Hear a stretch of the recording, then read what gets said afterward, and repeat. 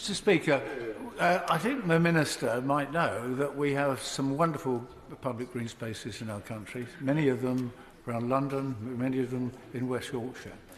But is he aware that the decline of the education departments in many local authorities because of the policies of the successive Conservative governments means that the ability to organise school trips to green spaces is very minimal today?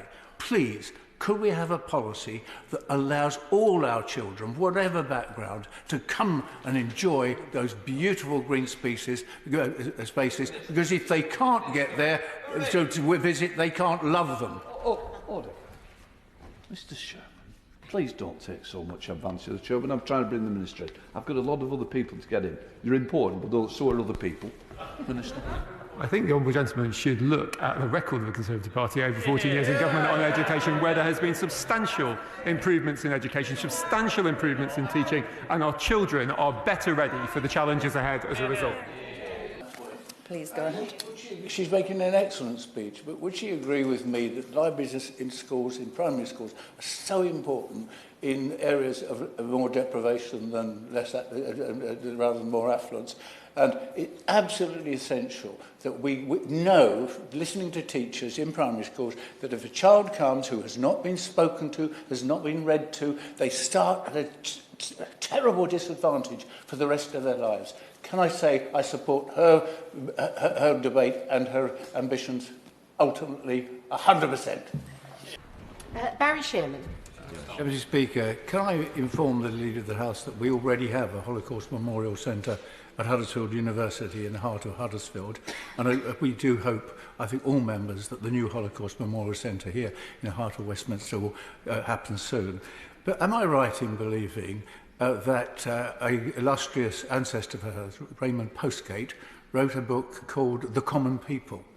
And is she aware that the common people in my constituency and up and down the country are being dreadfully exploited by Rachmanite-type landlords? They are being given a miserable life with rack renting, letting bedrooms off. Every room in the house is a bedroom. It's a scandal what's going on in the rented sector. Can we have a debate on this? Well, I thank the honourable gentleman. I learn something new every session. I have to say I shall have to investigate the first half of his question. But he is absolutely right to raise the plight of tenants who are in either unsuitable accommodation or are exploited by their landlords. The Secretary of State for Levelling Up has done an enormous amount of work on this issue, both in terms of building quality, but also ensuring that tenants are protected. And I shall make sure he has heard what the honourable gentleman has said today. Final short question, Barry Sherman.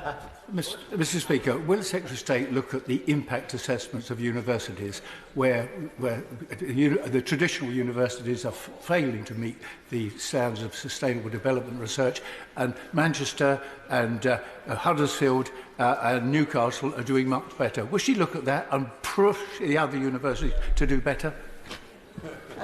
This is this is a matter that sits with DFE. Of course, my department takes an interest in all of the innovation research that is going on, because it will help boost the UK economy. And I'm sure the DBT officials have been looking at those assessments, and we can provide further detail if he has a more specific question. Barry Sherman.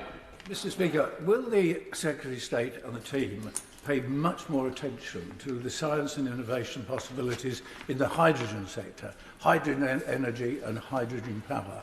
This is something we're good at. The research is there. We need to be there quickly before the Chinese dominate the market.